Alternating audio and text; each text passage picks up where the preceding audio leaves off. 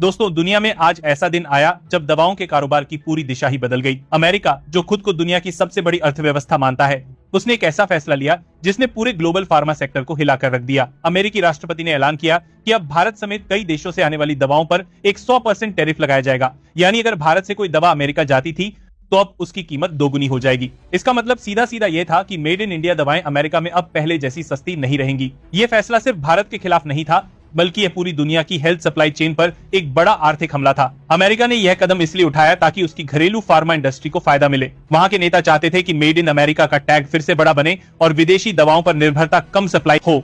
लेकिन बात सिर्फ पॉलिटिक्स तक सीमित नहीं रही। इसका असर सबसे पहले आम अमेरिकी नागरिकों पर पड़ा, जिन्हें रोजमर्रा की जिंदगी में भारत की बनी जेनेरिक दवाओं की जरूरत पड़ती है। स्पेशलिस्ट्स ने चेतावनी दी कि इतने बड़े टैरिफ के बाद दवाओं की कीमतें आसमान छू जाएंगी और कई जगहों पर दवाओं की कमी देखने को मिलेगी। यानी अमेरिका के अपने नागरिक ही इसके बाद फैसले की सबसे बड़ी कीमत चुकाने वाले थे। दूसरी तरफ भारत के सामने एक नई चुनौती थी। लेकिन भारत वो देश है जो मुश्किलों को मौके में बदलना जानता है।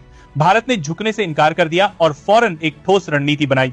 सरकार और फार्मा इंडस्ट्री ने मिलकर तय किया कि इस बार अमेरिका के दबाव में नहीं आना है, बल्कि इस झटके को एक नए अवसर में बदलना है।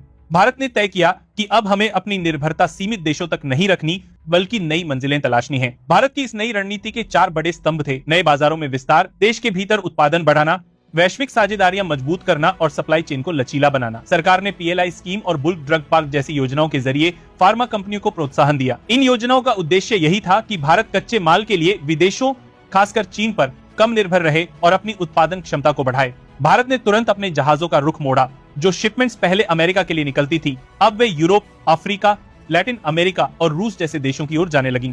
भारतीय कंपनियों ने इन देशों में टेस्टिंग, रेगुलेशन और लॉजिस्टिक सपोर्ट देना शुरू किया। इसका नतीजा ये हुआ कि भारत के फार्मा एक्सपोर्ट में गिरावट आने की बजाय नई ऊंचाइयां देखने को मिली। कई देशों ने भारत के साथ नई दवा सप्लाई डील्स साइन की, क्योंकि उन्हें भरोसा था कि भारत की दवाएं सस्ती और असरदार हैं। भारत के कदम ने अमेरिका की सोच को उलट दिया। जहां अमेरिका ये उम्मीद कर रहा था कि भारत कमजोर पड़ जाएगा, वहीं भारत और मजबूत होकर उभरा। अब अमेरिकी अस्पतालों में जेनेरिक दवाओं की कमी महसूस होने लगी। अमेरिका की बड़ी फार्मा कंपनियों ने चेतावनी दी कि अगर भारत की सप्लाई रुकी रही तो वहां के मरीजों को जरूरी दवाओं के लिए कई गुना ज्यादा कीमत चुकानी पड़ेगी। जो दवा पहले $10 में मिलती थी, वही अब $200 की हो गई। यानी अमेरिका ने जो आर्थिक हमला सोचा था, वह खुद उसके ही नागरिकों पर भारी पड़ने लगा। भारत को यूं ही फार्मेसी ऑफ द वर्ल्ड नहीं कहा जाता। भारत दुनिया की 60% से ज्यादा जेनेरिक दवाएं बनाता है और 150 से ज्यादा देशों को निर्यात करता है। भारत के पास न सिर्फ टेक्नोलॉजी है, बल्कि सस्ती और प्रभावी दवाओं के उत्पादन की ऐसी क्षमता है जो किसी और देश के पास नहीं। इसलिए जब भारत ने अपनी सप्लाई चेन का रुख बदला, तो दुनिया के कई देश भारत के साथ खड़े हो गए। अमेरिका ने सोचा था कि भारत को अलग थलग कर देगा, लेकिन भारत ने इसके उलट एक नई फार्मा डिप्लोमेसी शुरू की। भारत ने ब्राजील, रूस, मिस्र, इंडोनेशिया और साउथ अफ्रीका जैसे देशों में स्थानीय उत्पादन यूनिट्स शुरू की, ताकि दवाओं का उत्पादन वहीं हो सके और अमेरिका के टैरिफ का असर न पड़े। सन फार्मा ने दुबई में नया एपीआई प्लांट स्थापित किया। डॉक्टर रेड्डीज ने रूस में जॉइंट प्रोडक्शन शुरू किया और सीप्ला ने दक्षिण अफ्रीका में 40 नई दवाओं पर काम शुरू किया। भारत के इन कदमों ने उसे सिर्फ एक सप्लायर नहीं, बल्कि एक रणनीतिक साझेदार बना दिया। इस पूरे समय भारत ने इंसानियत को भी साथ रखा। भारत ने यह सुनिश्चित किया कि जरूरतमंद देशों तक जीवन रक्षक दवाओं की सप्लाई बनी रहे।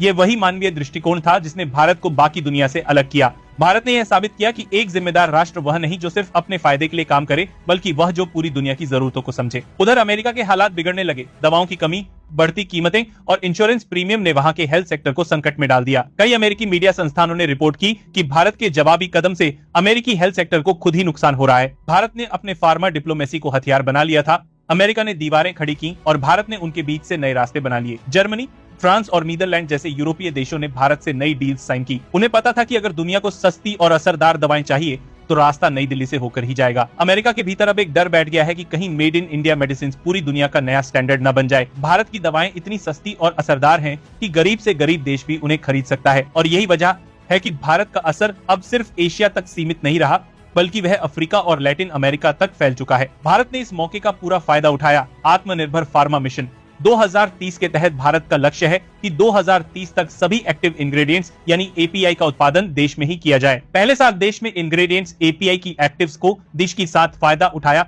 भारत अपने 70% एपीआई चीन से मंगाता था, लेकिन अब हिमाचल, गुजरात, तेलंगाना और उत्तराखंड जैसे राज्यों में नए फार्मा हब बनाए जा रहे हैं। ये हब न सिर्फ भारत की आत्मनिर्भरता की दिशा में कदम है, बल्कि ये दुनिया को एक संदेश भी दे रहे हैं कि भारत अब केवल दवा निर्माता नहीं, बल्कि हेल्थ डिप्लोमेसी का नया केंद्र बन चुका है। भारत की फार्मा कंपनियां अब सिर्फ उत्पादन तक सीमित नहीं है, बल्कि रिसर्च और नवाचार में भी आगे हैं। भारतीय वैज्ञानिक नई दवाओं पर रिसर्च कर रहे हैं ताकि न सिर्फ मौजूदा बीमारियों बल्कि भविष्य के स्वास्थ्य संकटों से भी निपटा जा सके। यही वजह है कि कोविड महामारी के दौरान जब पूरी दुनिया दवाओं के लिए जूझ रही थी, तब भारत ने वैक्सीन से लेकर पैरासीटामोल तक लाखों टन दवाएं निर्यात की। आज स्थिति यह है कि अमेरिका की कई फार्मा कंपनियां भारत से फिर से सप्लाई बहाल करने की अपील कर रही हैं। लेकिन भारत अब पहले जैसा नहीं रहा। भारत अब अपनी शर्तों पर खेल रहा है, क्योंकि उसने यह साबित कर दिया है कि जो देश दवा बनाता है वही दुनिया का भविष्य तय करता है। अमेरिका का टैरिफ फैसला उसकी अपनी ही अर्थव्यवस्था के लिए दर्द बन चुका है। वहाँ की जनता महंगी दवाओं के बोझ तले दब रही है और दूसरी तरफ भारत के नेतृत्व में एक नया फार्मा नेटवर्क उभर रहा है जो यूएई,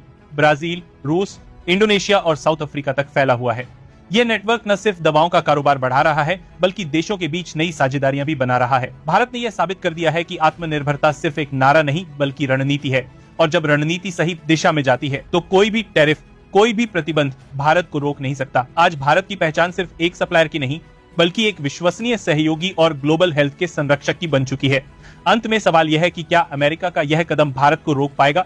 जवाब साफ है, नहीं। भारत न सिर्फ टिका हुआ है बल्कि और मजबूत होकर उभरा है। उसने दुनिया को दिखा दिया है कि सस्ती, असरदार और भरोसेमंद दवाओं के बिना कोई भी हेल्थ सिस्टम टिक नहीं सकता। भारत की फार्मा नीति आज पूरी दुनिया के लिए एक उदाहरण बन चुकी है। तो दोस्तों, अगर आपको लगता है कि भारत ने सही मायने में अपनी रणनीति से अमेरिका को करारा जवाब दिया है, तो इस वीडियो को लाइक कीजिए और चैनल को सब्सक्राइब करिए ताकि हर भारतीय को पता चले कि हमारा देश अब सिर्फ दुनिया की फार्मेसी नहीं बल्कि ग्लोबल हेल्थ पावर बन चुका है।